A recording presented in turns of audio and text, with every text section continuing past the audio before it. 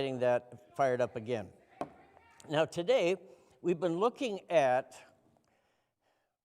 if we go through the pain of an experience, we have to understand the gain of the experience. So to go through pain with no gain is a waste. And we've been looking at what did we learn for the last few months as we went through social distancing and all the rest of this stuff, and wearing a mask. And what did we learn? And last week we looked at what did we learn in finances, what did we learn in relationships, what did we learn about ourselves and our faith. Today, I would like us to take an actual deeper dive, if we could, into something that, when applied to difficult circumstances, allows us to turn bad into good, difficulty into victory. And if we apply this, we're going to have to apply it going forward because there are more difficult days ahead if you're alive. And you can even look back at some of the things that have happened in your life and view them through the lens of this superpower that we're going to talk about, so that you can extract the very best from life. So Jesus told us you can live an abundant life, but this key power unlocks it, and it empowers you to thwart evil intent from people directed towards you, and it allows you to turn wrong things into the right, and it can change the course of your life. It can, if you're off the wrong track, it can actually return and reverse the course of your life. Or if you're off course, it can put you back on course, this superpower that we're going to talk about. And the reason I want to talk about it is because when you're in the middle of a crisis, you very often overlook the fact that you possess it. And when you're in adversity, you don't naturally reach for this part of your life. What is the superpower? It's easy in a time of crisis to just not be available and not know that it's available to you. So the superpower is that as we came through this last COVID deal, what it gave to us and what it made us realize is that we have choices. We have the ability to make choices about how to handle almost every part of our life. Now, we can't do much about what life throws at us. This was kind of an unplanned event. But we do have the ability to choose how to navigate through difficulties. What we're going to talk about this morning is the difference between reacting to something and responding to something. If you react to something bad, what you're actually doing is reflecting back. You are a reflection of the bad thing you're reacting to. It has affected you in a bad or in a negative way. So we have the choice to react or to reflect. And followers of Jesus Christ are encouraged to take thoughtful responses to difficulties in life rather than reactions to the difficulties of life. And this is a very powerful tool that we have. Now, I would also like to introduce into this a concept and introduce the word catalytic. In other words, how we respond to something, we can respond in a way which is catalytic and sets off a chain of positive events rather than reacting and setting off a chain of negative events. How we respond determines what comes out of it. And so we can respond in a catalytic, positive way to a negative experience, and we can turn it into a positive experience. And if you're a follower of Jesus Christ, this morning, it is your invitation to react, to not react, but respond, not the way your family reacted, not the way you're expected to react. And in fact, if you look at the history of our faith down through the years, you will find a long succession of people who responded to hardships in very unusual ways. And most of them were catalytic that brought about change for the good going forward. In fact, at the epicenter of our faith is a man who stands out as he surrendered to his enemies when he didn't have to. He did not defend himself at his own trial. He did not save himself, although he had the power to do it. And as a result of his responses, rather than reacting even within his power, many were saved. Hundreds of thousands, millions of people over the years have been saved because of his measured response. I'm saying never underestimate the power and the positive outcome for generations that come out of a measured response as opposed to a reaction. And I would like us to look at a biblical character. He just happens to be one of my favorite characters. I like the guy. I like his story. I don't think I'd have done as well in it as he did. His story, where he had to respond, lasted 30 years. You know, we're not very patient. You're looking at the chief sinner. I don't even wait for my coffee to finish. I'm sticking my cup underneath it when it's, it takes 3-4 minutes. And this guy hung in there for 30 years to persevere, to overcome, and this story is put there because it illustrates the power of persevering, staying on course, and using measured, careful responses and not reacting. Now, you know the story. Many of you do. If you don't, we're going to skip right to the end of it. And it's where Joseph is standing in front of his brothers, and he now has power. But the story started when his brothers had all of the power, held all of the cards, and Joseph had no say in what was to come. And 30 years later, they're standing in front of him where he has the power and they do not. And in your, I don't know whether I put it in there. Yeah, the very last verse on the second page, right above the logo, he's speaking to his brothers, who maybe felt a little sheepish about what they did, tried to kill him. But he said, "You intended to harm me, but God intended it for good, to accomplish what is now being done, the saving of many lives."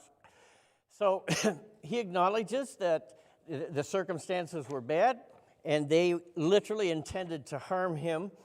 But he says, in the end, it's God's intent that came to the top. And it's what God wanted to happen that put this whole thing together. Now, for 30 years, Joseph had to respond in the proper way and did not really get a lot of positive feedback for each response, if that makes sense. But rather, what you see is the accumulation of a steady character of high integrity, making good response after good response after good response, even in bad circumstances, until God was able to do what he set out to do through their lives.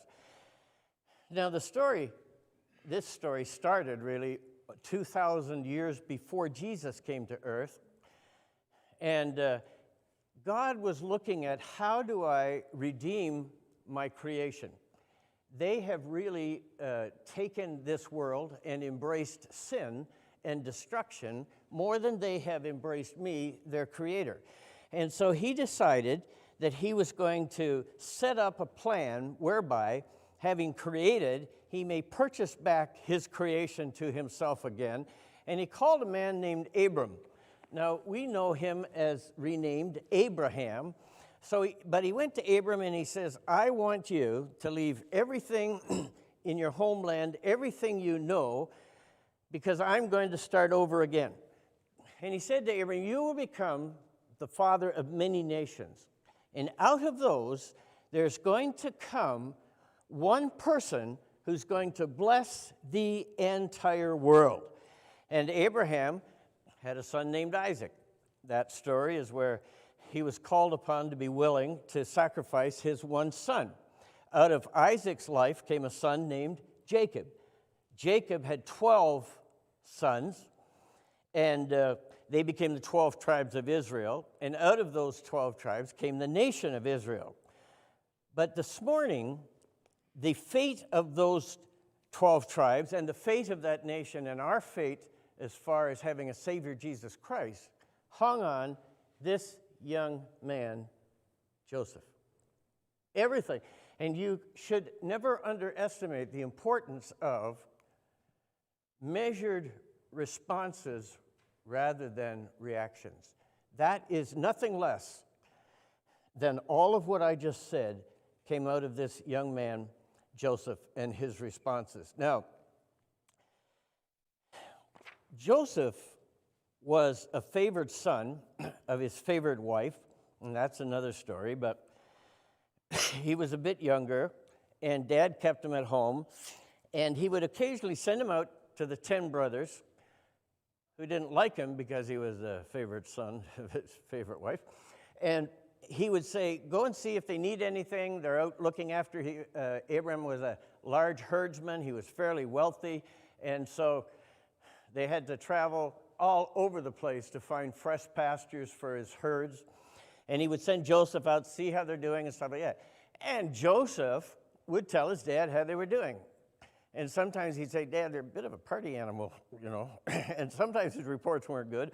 And the boys didn't take a liking to Joseph because he was Dad's favorite son. And they are out there in the fields looking after this huge herd and sheep and donkeys, and they had camels. He was quite well off. They looked down the road, and here comes that little pest, that Joseph. And they knew it was Joseph because he had this beautiful coat on given by his dad. It was dyed with expensive colors. It was better than any of them wore. And that little rat is coming up the road. And so they're looking at him, and they're saying, I think we ought to kill him. Yeah, I think we should kill him too. Let's kill him. And that's what they decided to do. Reuben, who was he wasn't the oldest, but he tended to be the major influencer. He said, look, why don't we just sell him to some slave traders? He is our flesh and blood, you know. And we shouldn't be killing our own flesh and blood. So, okay, yeah, we'll sell him to the slave traders. Besides that, we'll get some money out of it. So they sold Joseph to the slave traders, the Ishmaelites, and so he comes in, and he gets taken away as a slave, and the Ishmaelites are on their way down to Egypt. He gets sold down in Egypt to a guy named Potiphar, who is a captain of the guard, and so now he is owned by this guy named Potiphar in Egypt. And it's about here that Joseph's story starts to take some interesting twists, as if getting thrown into a dry well and getting sold into slavery is not interesting. But here, he's in the place where nobody's looking for him because they told his dad he was dead. And nobody's looking out for him. Nobody's going to protect him because they were not going to look for his best interest. And you know, sometimes you and I can feel like nobody's for us, and nobody's looking out for us. I'm just in a bad spot. And it's discouraging when we find ourselves in that position. Let's look at how Joseph handles that. Nobody's looking out for him, and nobody's even looking for him. He's on his own. He might as well be dead. But the next scripture verse I want to read is from chapter 39 of Genesis, and you'll see it verse 2. So 39, that's a big 3-9 there. bold. And then skip down to verse 2, and it says, the Lord was with Joseph. Well, excuse me all the pieces, but I think he just went from being wealthy, the one who would inherit the wealth, the favored son, to a slave in Egypt. And so what do we read? And the Lord was with Joseph, so that he prospered and lived in the house of his Egyptian master. I don't know about you, but I'd rather get prospered in other ways. That whole slavery thing does not sound like a picnic. And now, when it says that he prospered Joseph, don't get too excited, because he came from wealth to slavery, freedom to imprisonment, privilege to no rights at all. That guy could kill him if he wanted to, and nobody would intervene. He was now being prospered, but he really owned nothing. He was still a slave managing someone else's things. And what happened was Potiphar began to notice that Joseph, whatever he put him in charge of, it went well. But I need to tell you why it went well. It's because Joseph gave his best in every circumstance. Our temptation is, and if you've ever had people working for you, if they don't like the way things are going, they don't give you their best, or second best, or third best. One of the big problems we have today is a lack of engagement. People just won't engage with the mission or the work that they have.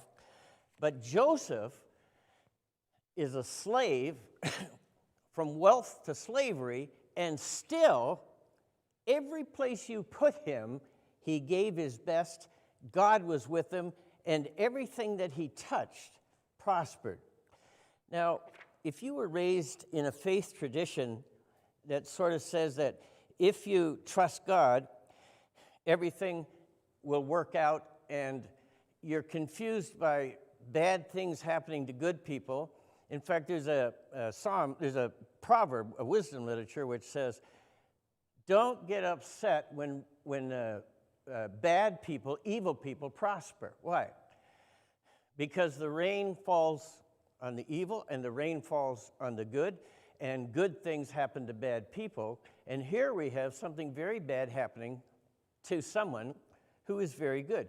And if you look down through the history of the Church of Jesus Christ, many of them had very difficult circumstances, and out of those difficult circumstances, we get the message, the faith, and the world came to know Jesus Christ. So bad things do happen, and still, God is in it. Does that make sense? You can be up to your neck or your armpits in alligators, can't find the drain, and still there's God. God doesn't very often or doesn't always save us from something, but his promise is to take us through, to walk through it with us.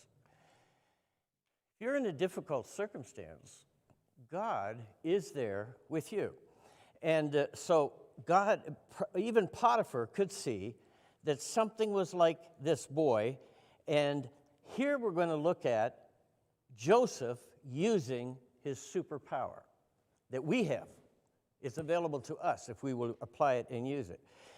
So Joseph is doing everything that he can. He's doing the very best that he can, and yet he's still a slave, and the Lord is blessing him. What is he doing? It didn't always look good, but Joseph always behaved as if God was for him. He didn't get discouraged, and he didn't give up. He always behaved, this is okay, God is for me, I will give it my very best. And as a result, he stood out, and God blessed the household, if you read down there, of the Egyptian that owned him because of Joseph. So here's Joseph. There's no justice here. There's no fairness. There's no law.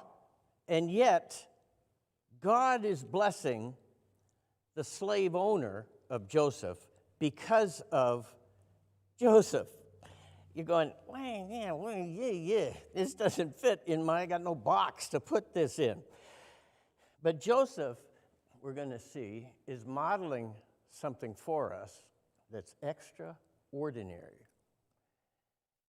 Joseph kept responding as if God was always with him, even when it looked like God had abandoned him. Many times we feel like, or we're tempted to think like, God has abandoned us. Have you ever been so sick it's the hope of dying that keeps you alive? It's hard to feel like a privileged, blessed child of God. But no matter where he was, Joseph still knew, regardless of how bad the circumstances or how bad it looked, God was still with him.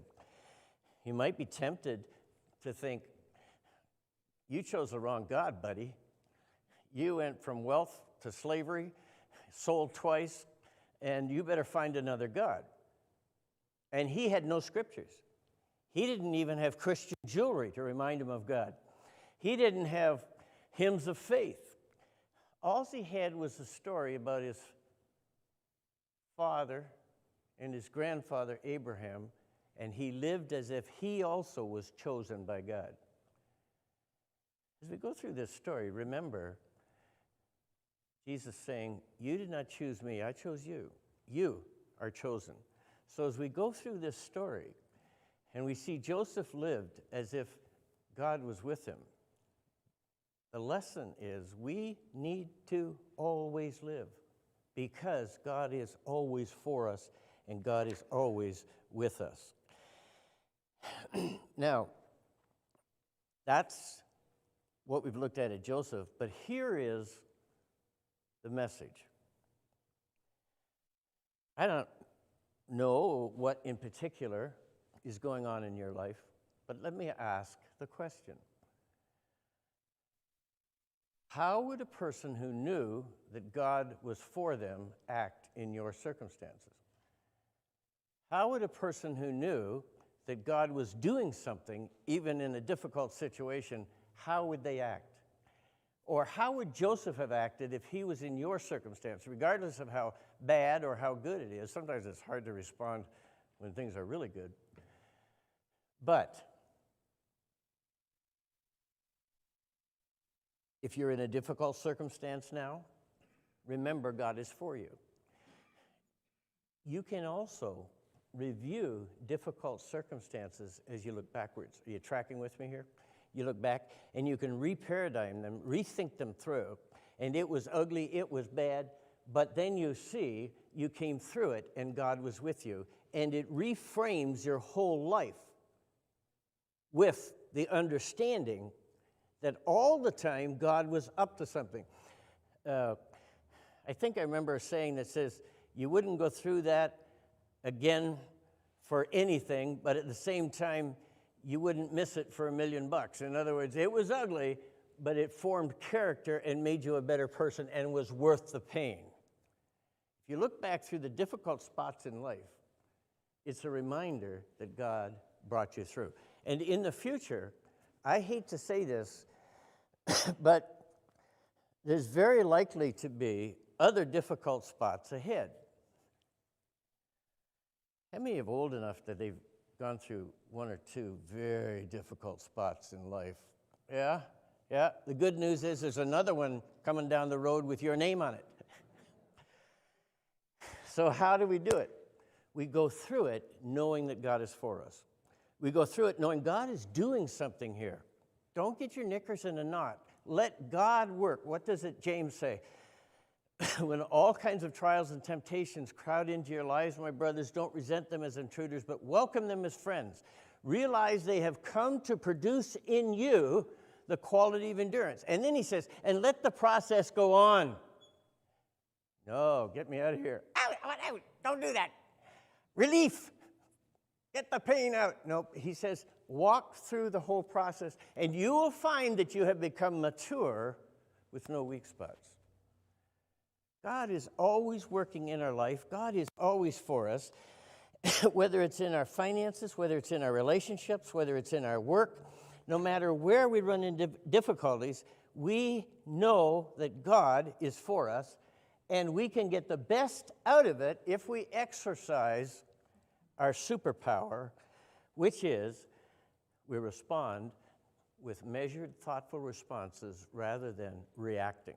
When you react to a bad situation, you reflect the bad situation.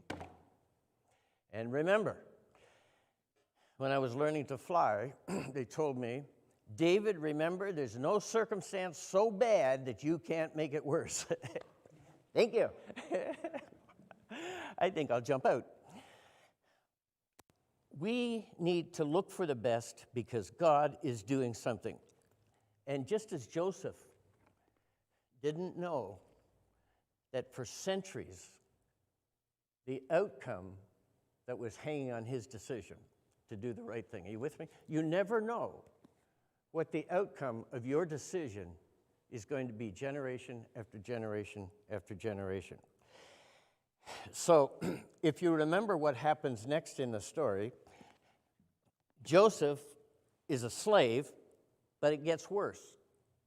You know the guy who said, cheer up, it could get worse. So he cheered up and it got worse. That's what happened to Joseph. He was a man of high integrity. It says that he was good looking and attractive. I know the curse. I know what that feels like. And so, not. Potiphar's wife got to look at this young, good-looking guy. And old Pot was a little busy looking after world affairs to pay attention to her. So she took a fancy to the young kid and said, hey, get in here. I need someone to sleep with me. The problem with that is, Joseph was a slave. That wasn't an invitation, that's a command. A slave owner tells you what to do, and you don't have an option. So he's in a no-win situation. The no-win is, if he doesn't do what she says, he's in trouble. If he does what he says and Potiphar finds out, he's in bigger trouble. Now, he refused, and he just really comes to the top of his character and his integrity. This is in your insert. It says, with me in charge, my master does not concern himself with anything in the house. He's talking to Potiphar's wife. Everything your husband owns, he has entrusted to my care. And he goes on, no one in this house is greater than I am. My master has withheld nothing from me except you, and you happen to be his wife. And then he goes on. How could I do such a wicked thing and sin against God? How could I do such a wicked thing and sin against God? He just oozed integrity, and he had a character and a moral compass which kept him on true north, even when to refuse was not going to turn out well. And she did. She got embarrassed and all that stuff, and she got offended and shamed. And so she accused him of doing the thing he refused to do.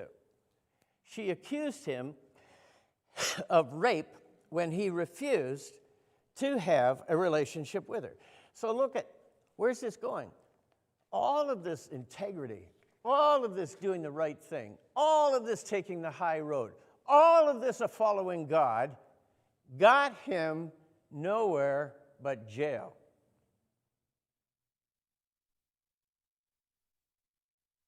So, this is the end of the message. Do what God tells you, I'll meet you in jail. It looked like it was accounting for nothing. But remember, your life never accounts for nothing. God is always doing something in it, and we can unlock what God is doing if we respond and don't react. Now, that's where we're going to pick up the story next week. Don't miss next week. But this week, the thought and the question to take with you is, regardless of your circumstances, are you responding and not reacting? Do you have measured, careful responses so that God can move in and turn it into a blessing? Or are you freaking out and reacting? Look, guys, I'm the chief sinner. It took me years to learn this lesson and to not react. It took me years to learn to be gentle and loving, to be careful and listening. You cannot enjoy the peace of God that passes understanding and be reactive. You tracking with me? Yep. But you can allow God an opportunity to work in your life and to walk through difficulties with you if you will respond with a measured, careful, prayerful response instead of a reaction. You have a superpower, and it's called your respondability. Respondability. And that is something about Joseph that, and also we've been looking at the life of Daniel. He didn't react, he responded. When he knew they were going to watch him to see if he was praying, he responded with a measured, careful response, regardless of the outcome. Listen, doing the right thing doesn't always make the lottery machine go ka-ching. Sometimes doing the right thing has a high cost, but you always have to do the right thing. Daniel did it. Joseph did it. Others have done it. And the lesson is, in the end, God is able to perform miracles and to work in your life if you will do that. Let's stand together.